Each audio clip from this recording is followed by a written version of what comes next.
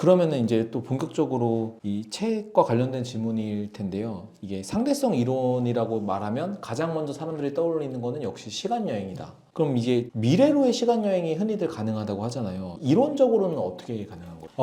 사실 시간여행을 좋아하시는 분들이 실망하실 수 있지만 많은 분들이 생각하는 시간여행은 약간 이런 거죠. 버튼 뿅 누르면 원하는 시점으로 막 이동하고. 근데 물리학자들이 이야기하는 미래로의 시간여행은 그런 게 아닙니다. 영화 인터스텔라를 참고하시면 좋을 것 같은데, 제가 시간이 흘러가는 속도가 상대적이기 때문에 그 시간이 흘러가는 속도를 저는 천천히 흘러가게 하고 제가 아닌 바깥 세상을 빠르게 흘러가게 하는 거예요. 예를 들어서 제가 아주 빠르게 날아가는 로켓을 타고 블랙홀 근처에 살고 있다가 1년 있다가 오는 거예요. 그러면 저는 1살 늙지만 지구에 남아있던 사람들은 100살 늙는 거죠. 그러면 그걸로 99년의 이득을 보는 거니까 99년 미래로 갔다라고 이야기를 하는 거예요. 그런 식의 시간여행은 가능한데 진짜 영화에서처럼 막 샥샥샥 이동하는 그런 방식의 시간여행은 사실은 불가능할 것 같습니다. 그럼 생각해보면 이게 중력이 강한 곳에서는 시간이 천천히 가고 중력이 약한 곳에서는 시간이 빨리 간다면 생각해보면 그 우주정거장에서의 시간은 느리게 가고 있는 거네요.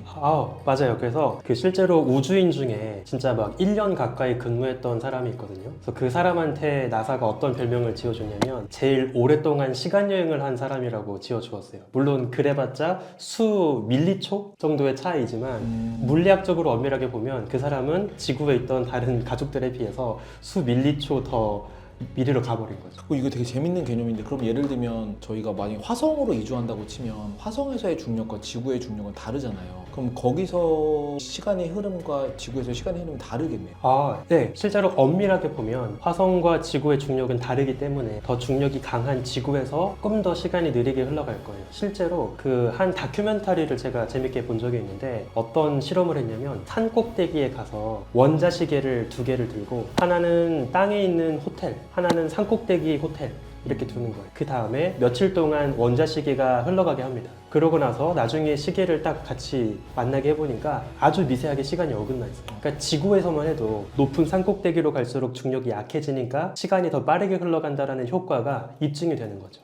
물론 뭐 화성에 있는 사람들하고 막 나이가 아예 어긋날 정도로 그런 극단적인 시간의 차이는 없겠지만 엄밀하게 보면 그런 차이가 있을 겁니다. 그래서 만약에 정밀한 시간을 요하는 금융 정보를 주고받는다거나 이런 걸 할 수도 있잖아요.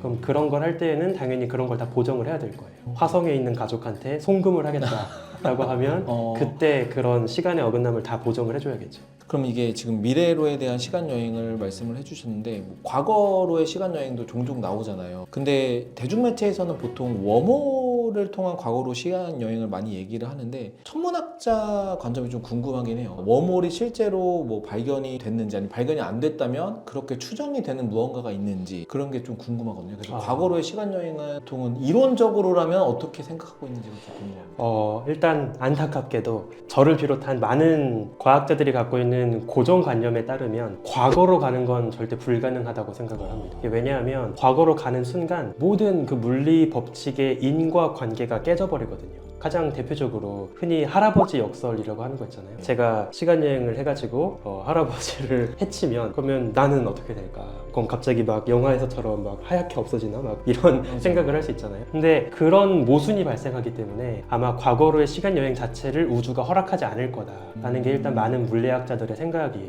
대신에 이제 막 웜홀 나오고 하는 건 어떤 개념이냐면 웜홀이라는 것 자체는 블랙홀 이야기를 잠깐 먼저 해야 될 것 같은데 아주 높은 밀도의 무언가가 물질을 막 빨아들이는 블랙홀이라는 애가 있죠. 근데 이제 천문학자들이 고민을 한 거예요. 이렇게 비좁은 부피 안에 그 많은 물질과 에너지가 들어간다면 당연히 어디선가는 그에 상응하는 에너지가 방출되고 있어야 하지 않을까? 들어가는 입구가 있으면 나가는 구멍도 있어야 하지 않을까라고 생각을 한 거죠. 그래서 블랙홀에 대응되는 개념으로 화이트홀을 만들었고 그 화이트홀과 블랙홀을 이어주는 어떤 시공간의 교각으로서 웜홀이라는 걸 생각을 한 거예요. 근데 요즘에는 많은 물리학자, 천문학자들이 웜홀과 화이트홀에 대해서는 좀 부정적입니다. 이게 이론적으로 계산해 봤을 때 설령 존재한다 하더라도 안정적이지가 못해요. 그래서 뭐 나노초 안에 바로 붕괴해 버릴 수밖에 없고, 그래서 있다 하더라도 발견하는 건 아마 불가능할 거다라고 지금은 생각을 하고 있죠. 하나 재미있는 가설이 있는 게, 블랙홀은 다 빨아들이는 거잖아요. 그러면 그 화이트홀은 다 토해내는 존재일 거 아니에요. 네. 그래서 일부 천문학자들이 뭐라고 주장을 하는 이야기가 있냐면, 빅뱅이 바로 화이트홀이었을 거다라고 이야기를 하시는 분들도 있어요.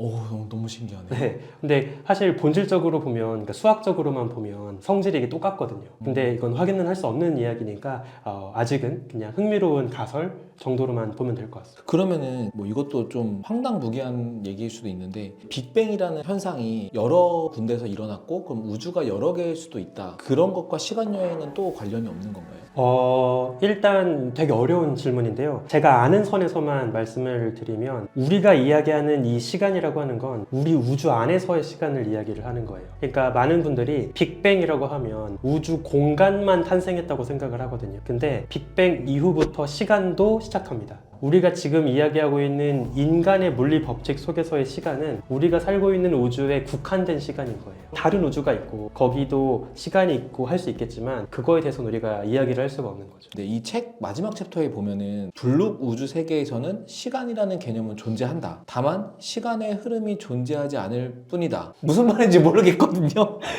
네. 이거는 무슨 얘기예요? 그러니까 이게 블록 우주라는 게 일단 잘 뭔지 모르겠고, 네. 그 다음에 시간의 개념은 존재하는데 시간의 흐름이 존재하지 않는다. 이것도 조금, 그러니까 어떻게 보면은 과학은 되게 객관적이고 뭔가 명료한 학문이잖아요. 네. 근데 약간 추상적인 네. 것처럼 들렸거든요. 네. 이게 물리적으로 좀 더 친절하게 설명해주면 어떤 뉘앙스를 풍기는 뜻일까요? 너무 감사한 질문입니다. 사실 상대성 이론, 특히 막 이런 거 얘기하면 너무 과학적인 맥락 없이 그냥 대충 있어 보이는 멋있는 말로 포장해서 그렇게 끝내버리는 이야기가 많아가지고, 네. 사실은 정작 과학적인 맥락을 따라가지 못할 때가 있거든요. 근데 이제 우리가 시간에 비해서 공간은 좀 더 잘 이해를 할 수 있거든요. 네, 그래서 맞아요. 공간을 가지고 한번 생각을 해볼게요. 제가 지금 서 있는 포인트보다 오른쪽이라는 건 존재하나요? 저보다 오른쪽 이런 거 존재하죠. 존재하죠. 이미 존재해요. 네네. 저보다 더 왼쪽이라는 것도 존재해요. 그럼요. 제가 뚜벅뚜벅 걸어가지 않는 한 저는 계속 한 자리에 서 있는 겁니다. 제가 공간을 이동한다는 건 직접 뚜벅뚜벅 걸어서 오른쪽이든 왼쪽이든으로 간다는 거예요. 마찬가지로 상대성 이론은 어떤 이야기를 하냐면, 미래 시점과 과거 시점도 오른쪽 왼쪽처럼 이미 있다는 거예요.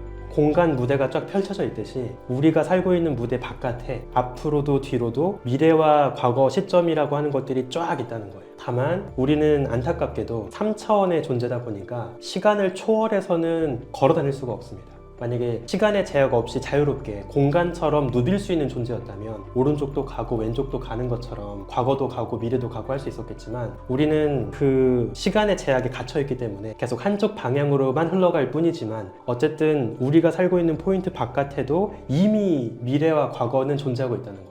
그래서 사실 이거를 조금 확대 해석하시는 분들은 약간 결정론처럼 받아들이시는 분들도 있어요. 모든 게 이렇게 정해져 있다는 네. 거죠. 그래서 가장 대표적으로 시간과 공간이 다 이미 과거와 미래가 다 결정되었다는 걸 시각적으로 또 잘 보여준 영화가 인터스텔라거든요. 그래서 그 마지막에 블랙홀 장면 보시면, 블랙홀에 들어갔을 때 완전 무한하게 많은 방이 쫙 이어져가지고 맞아요. 1초 직전의 순간, 1초 또 직전의 순간 막 이렇게 이어지잖아요. 그런 식으로 우주의 모든 순간이 다 이미 좌표처럼 놓여 있다는 거예요. 그래서 그거를 이 책에서 이제 그런 식으로 이야기를 했던 거죠. 그러면 그게 블록 우주라는 개념이랑 비슷한 거예요? 네, 제가 살고 있는 이 시점의 우주, 또 약간 어긋난 다른 시점의 우주, 이런 식으로 우주를 구분해 볼 수 있다는 거죠. 근데 왜 흐름이 존재하지 않는다고 했죠? 제 생각에는 우리는 자유롭게 시간을 누빌 수가 없잖아요. 그러니까 우리는 그냥 강제로 한 방향으로 흘러가는 시간의 흐름만 인식을 하고 있을 뿐인 거지, 공간을 이동하듯이 자유롭게 왔다 갔다 할 수가 없다 보니까 그런 맥락에서 아마 그런 이야기를 했을 거라고 생각합니다. 근데 이게 또 시간이란 개념 자체가 아까 얘기하셨던 것처럼 우주가 탄생할 때 공간뿐만 아니라 시간도 같이 탄생했다라고 말씀하셨잖아요. 그럼 결국에는 우주의 최후와 시간의 최후가 결국에 연결될 것 같아요. 우주의 네. 탄생과 시간이 같이 탄생했다면, 그러면 이게 제 생각에는 아까 엔트로피가 계속 증가하고 무질서도가 증가하는 방향으로 계속 진행된다고 하셨는데, 그러면 나중에 시간이 아주 흐르면 우주는 어떻게 되는 거예요? 우주의 최후, 그러면 우주랑 연결된 시간은 또 어떻게 되는 거지? 멈추는 건가? 그런 게 좀 궁금해서 이제 우주의 미래와 이 시간의 미래 이런 거에 대해서 좀 질문을 드리고 싶어요. 네, 이것도 정말 훌륭한 질문이라고 생각을 하는데 말씀하신 것처럼 엔트로피는 계속 증가하고 있습니다. 근데 엔트로피가 맥시멈을 만약에 찍게 된다고 하면 더 이상 올라갈 수 없을 정도의 최대 엔트로피가 된다고 하면 이제 어떤 일이 벌어질지를 생각을 해볼게요. 지금 우주는 팽창을 하고 있고 계속 더 팽창은 가속되고 있습니다. 현재 알고 있기로. 그래서 점점 별과 별 사이를 붙잡고 있는 중력도 느슨해질 거고요. 또 태양과 지구 사이 중력도 느슨해질 거고요. 심지어 우리 몸을 이루고 있는 그 몸속의 분자들끼리의 결합력도 결국엔 버티지 못하고 다 흩어지게 될 거예요. 엄청나게 이 좁은 시공간까지 다 가속 팽창하면서 늘어나게 되면 결국에 우주를 이루고 있던 모든 요소들이 다 하나하나 뜯어져가지고 흩어지게 되는 거죠. 우리가 이러한 방식의 이제 우주의 최후를 뭐라고 하냐면 빅 립, 우주가 찢어진다 라고 이야기를 하거든요. 그래서 이런 식의 우주가 되었을 때 결국에는 다 뿔뿔이 흩어지고 더 이상 그 무엇도 뭉칠 수도 없게 되고 아무런 변화가 없어지는 거예요. 약간 어떤 느낌으로 보시면 되냐면 제가 커피랑 우유를 섞어요. 그러면 처음에는 막 커피랑 우유가 복잡하게 뒤엉키잖아요. 지금 딱 우리 우주가 그런 순간인 거예요. 근데 결과적으로 시간이 더 지나면 완벽하게 황토색의 누런 커피 우유가 돼버립니다. 그리고 변화가 없겠죠. 그렇죠. 아무리 봐도 이제 더 이상 다 고르게 퍼져버렸기 때문에 그 어떤 변화도 볼 수가 없어요. 제가 아무리 스틸컷을 쫙 찍어도 시간이 흐르고 있다는 걸 알 수가 없는 거죠. 마찬가지로 완벽하게 모든 시공간이 다 그 팽창하고 넓어진 우주가 된다면 더 이상 이제 아무것도 변화가 없을 테니까 말 그대로 시간도 멈추게 되는 거예요. 근데 이게 너무 듣고 나면 허무한데요. 그러니까 이거는 뭔가 우주의 끝이 마치 사멸되는 네. 것처럼 그렇게 생각하는 과학자도 있는 반면 다른 생각도 있나요? 혹시? 아, 네. 대표적인 반대 가설이 뭐가 있냐면 이제 빅크런치라고 하는데요. 우주의 팽창이 지금은 가속이 되고 있지만 언젠가는 점점 줄어들고 팽창의 정도가 결국엔 우주를 채우고 있는 많은 별과 행성들의 중력으로 인해서 다시 우주가 쪼그라들 거라는 거예요. 그래서 팽창이 더뎌지다가 다시 작아지고 다시 빅뱅 직후의 순간으로 돌아간다는 거죠. 그래서 쪼그라드는 거네요? 네, 맞습니다. 그거를 빅크런치라고 불러요. 그래서 실제로 어떤 천문학자들은 우주가 바운스하고 있다고 이야기를 하기도 해요. 그러니까 지금 우리 우주가 사실은 첫 번째 역사가 아닐 수도 있다는 거예요. 옛날에도 우주가 있었고 쪼그라들었다가 또 터졌다가 쪼그라들었다가 또 터졌다가 이거를 한 몇 회차, 인생 몇 회차인 거죠, 우리가. 와, 너무 신기한 개념인데요. 그래도 긴 시간 동안 진짜 많은 얘기를 해주셨는데 이 책을 추천하는 한마디와 함께 이건 사실 제가 또 개인적으로 듣고 싶었던 질문인데 저도 사실은 천문학을 잘 모르거든요. 네. 일반 대중들이 천문학을 뭔가 취미이자 교양처럼 즐기려면 어떻게 접근하면 좋을지가 좀 궁금해요. 너무 제가 답하기 어렵고 너무 그런가요? 거창한 질문 같은데 우선 저희가 지금 소개하고 있는 이 책부터 잠깐 짧게 말씀을 드리면 네. 시간이라고 하는 게 되게 막연해 보이지만 사실은 아까 말씀드린 것처럼 이미 우리 일상에서 매일매일 쓰고 있는 하나의 체계잖아요. 근데 이 체계, 우리에게 너무나 익숙한 이 일상 속의 체계가 대체 어떻게 우리를 지배하게 되었는지를 깨달아가는 과정이었다고 생각을 해요. 그래서 우리가 얼마나 시간의 노예처럼 살고 있는지 또 얼마나 그 시간을 정밀하게 수정하기 위해서 갖은 고생을 우리 인류가 해왔는지 또 최근 들어서 어떤 시간의 변화까지 우리가 이제 관측을 해내고 있는지 아까 말씀드린 것처럼 사실 시간에 대한 모든 역사라고 할 만큼 되게 방대한 이야기를 담고 있다고 생각을 하거든요. 그래서 이 책을 보시면 약간 시간이 금방 가버려서 시간 여행을 하는 경험을 할 수 있는 책이라고 저는 생각을 합니다. 저도 근데 읽어봤는데 재밌어요. 일단 얇고 챕터도 좀 흥미롭게 좀 구성이 돼 있어서 지루하지 않게 읽을 수 있을 것 같고요. 그다음에 두 번째 질문인 일반 대중들은 천문학을 어떻게 접근하면 취미처럼 교양처럼 즐길 수 있을까?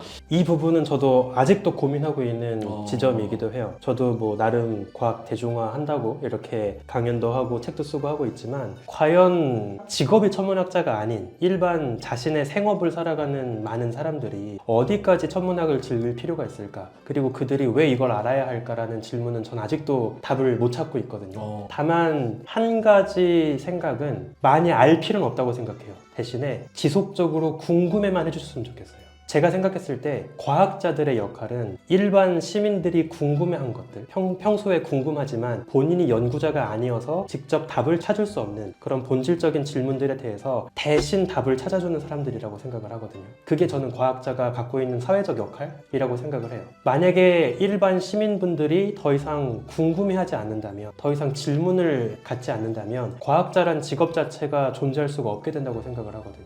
그래서 제 입장에서 과학자가 먹고 살기 위해서는 여러분들이 계속 궁금해만 해주셨으면 좋겠다. 그 답을 우리가 계속 찾아낼 테니까 계속 우리에게 질문만 던져줄 수 있는 마음이 있다면 전 그것만으로도 충분히 과학을 즐기는 기본적인 태도라고 생각을 합니다. 감사합니다. 그러면 마지막으로 저희 구독자분들에게도 먼지님께서 과학드림 채널에 출연하신 소감이랑 간단하게 이제 마무리 인사해주시면서 이번 인터뷰를 마치면 좋지 않을까 싶습니다. 네. 이렇게 너무 멋진 곳에 누추한 먼지가 와서 굉장히 송구스러운 마음을 갖고 있고요. 오늘 과학드림 구독자분들도 평소에는 생물학이나 고생물학 이런 분야에 많이 관심을 가지셨겠지만 또 어떻게 보면 생물학의 역사도 우주에서 출발하는 빅히스토리의 일부분이잖아요. 그래서 오늘 이 시간을 통해서 우주에도 먼지만큼 조금만 관심을 가져주시면 저도 굉장히 보람이 있는 하루일 것 같습니다. 감사합니다. 자, 여러분 그러면 우리 우주먼지님과 이번 시간 함께 했고요. 과학은 세상을 보는 창, 지금까지 우주먼지였습니다. 안녕. 감사했습니다. 잘 됐겠죠? 네, 잘 됐기를. 언제쯤 혹시 업로드가 될까요?